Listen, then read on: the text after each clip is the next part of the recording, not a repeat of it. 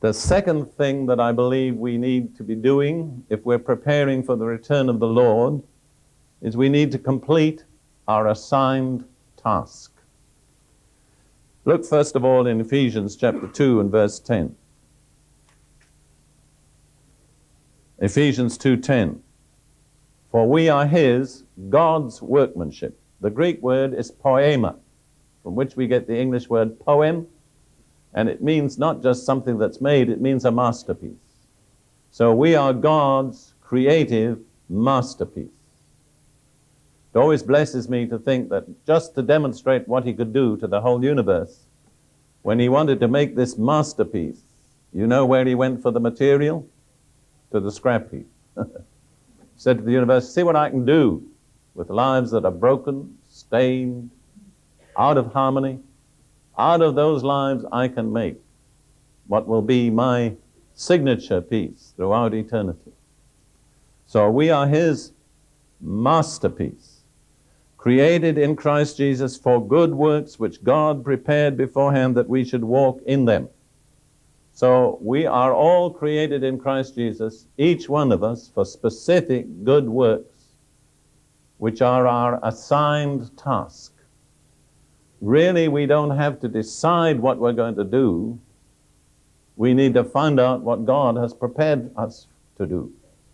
He has a prepared task for everyone. And I will tell you, the satisfied Christians, the fulfilled Christians, are those who are walking in their assigned task.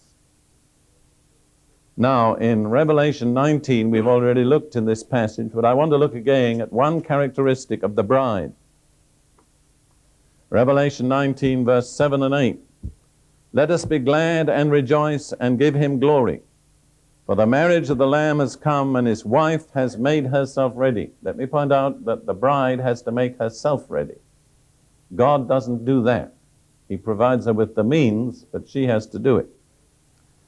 And to her it was granted to be arrayed in fine linen, clean and bright. For the fine linen is the righteous acts of the saints.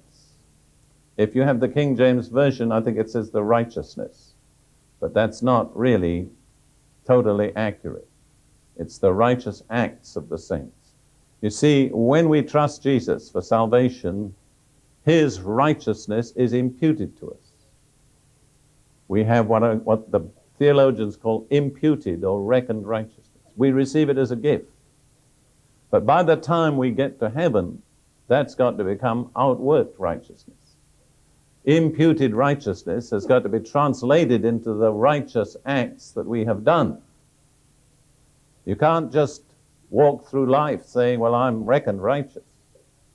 It's got to be demonstrated in the fact that you live a righteous life.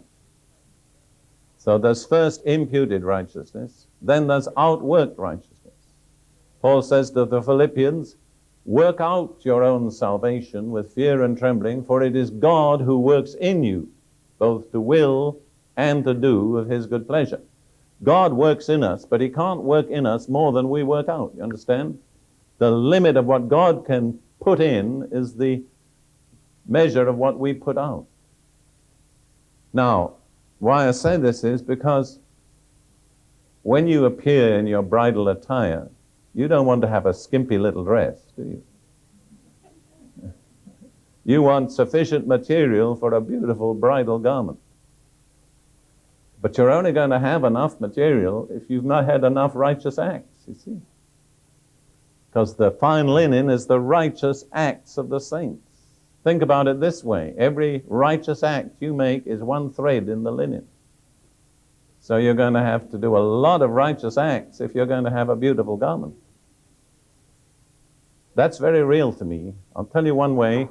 Years ago, my first wife and I had a lady who was a friend of ours, a missionary in Jerusalem, and she became very ill and hovered between life and death for quite a while. And she was a godly woman, and she thought, well, maybe it's God's time to take me home, and I'd love to go home. But while she was thinking that, one night the Lord gave her a dream. And in this dream, she saw herself working on a dress that she was making.